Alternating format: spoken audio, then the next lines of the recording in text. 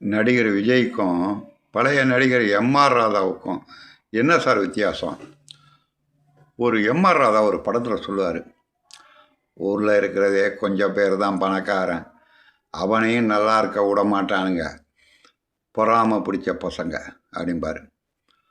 அதாவது பெரிய முதலாளி இருப்பான், அவனையும் திட்டி தன் வாய்க்கு வந்தபடியெல்லாம் பேசி அவன் நல்லா இருக்கிறதும் பிடிக்காது மற்றவனுக்கு. இருக்கிறதே அவர் வாழ்ந்த காலத்தில் இருக்கிறதே கொஞ்சம் பணக்காரன் தான் பெரிய பணக்காரன் தான். புரியுங்களா? இப்போ அதே மாதிரி தான் விஜய் கொஞ்சம் பணக்காரங்க சம்பாதிச்சார்.